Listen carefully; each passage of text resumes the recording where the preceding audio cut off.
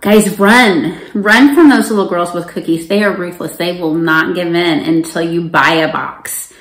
But it's for a good cause and they're cute, so you might as well just buy a box. And you can only live once, and there's only so many cookies you can have in your lifetime, so might as well do it.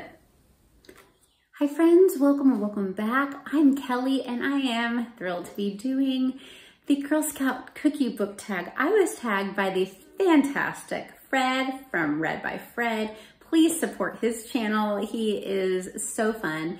And then I am thankful that Melinda from A Web of Stories created this tag. So check those guys out if you have not already.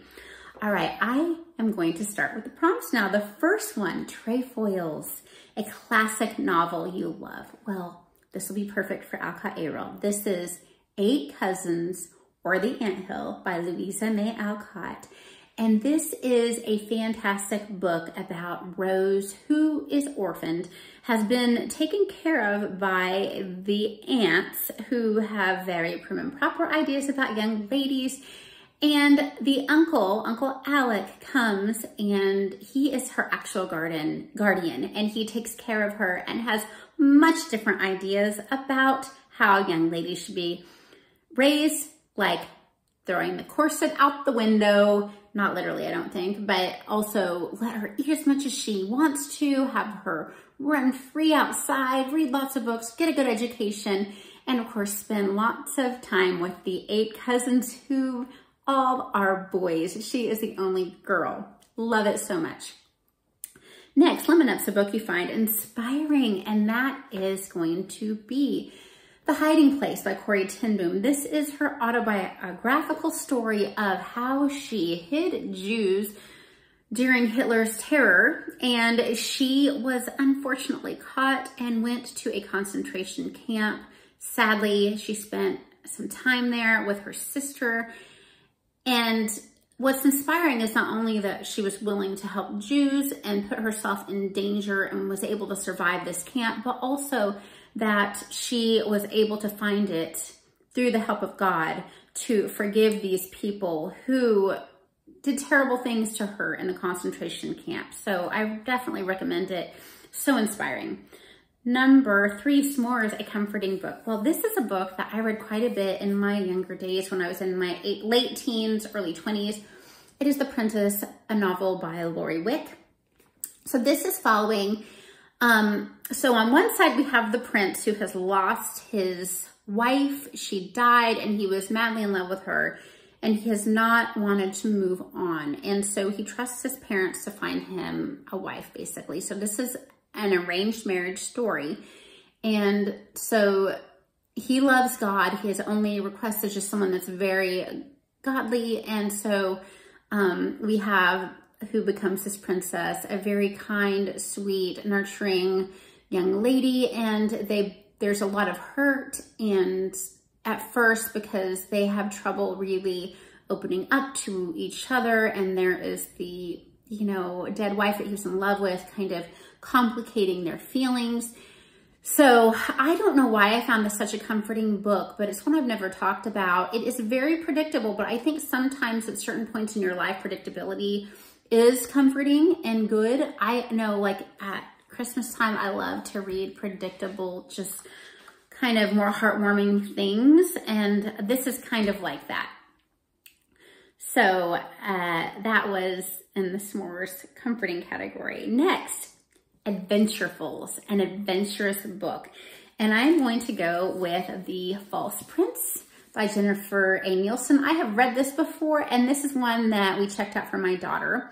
Jennifer A. Nielsen also does middle grade, like historical fiction. This is not a historical fiction. This is just more of an adventure story. And we have a teenage boy who they are trying to pass off as the false prince for the people that are doing this his own reasons. There are lots of little surprises about this young boy. He's kind of irreverent, a little disrespectful at times, and very funny. There are a lot of interesting things in his background, but it's full of adventure. There is no teen sex. There is no language that I can remember.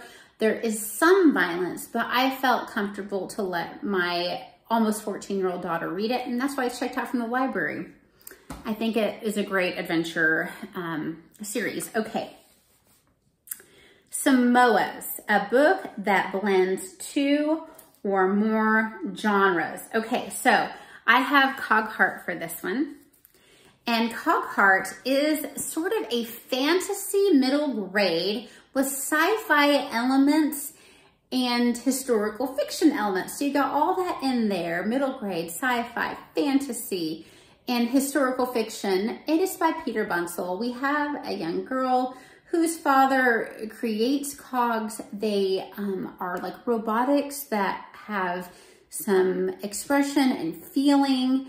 And so she has an interesting story herself.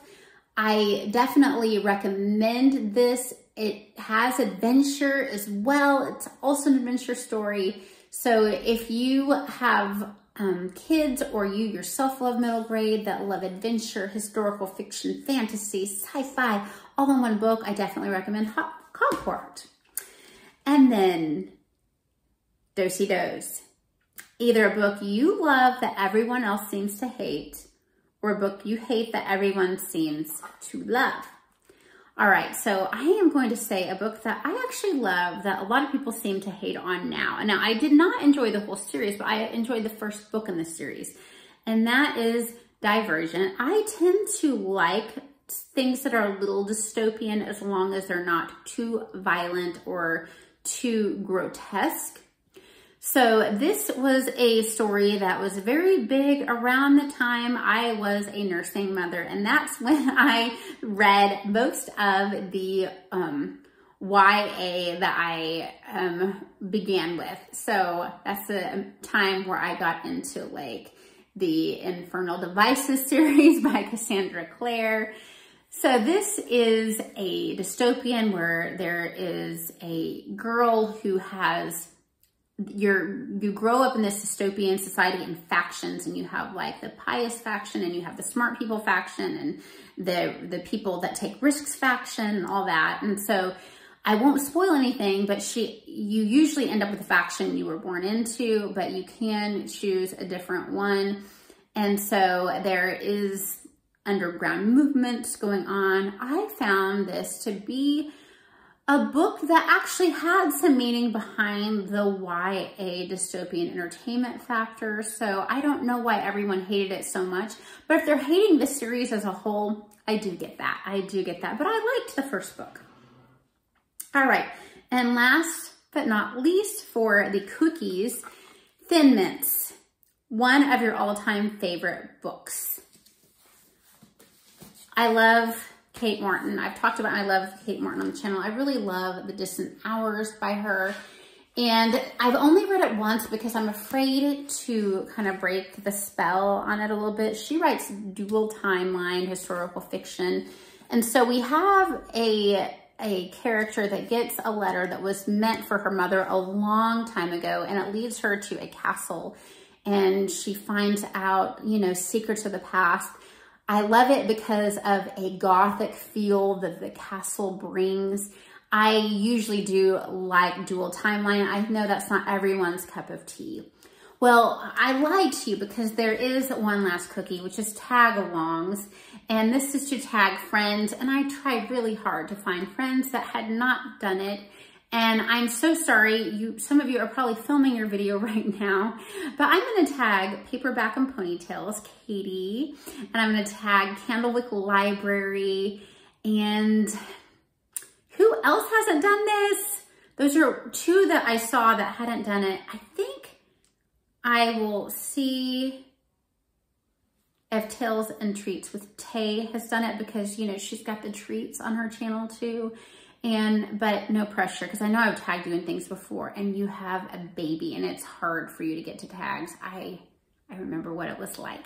So I hope you guys have a good Girl Scout cookie season. If you need to abstain, don't go to Walmart. Don't go to Target. Don't go to Lowe's or Home Depot. You're gonna have to order online. All right, read a lot, bye-bye.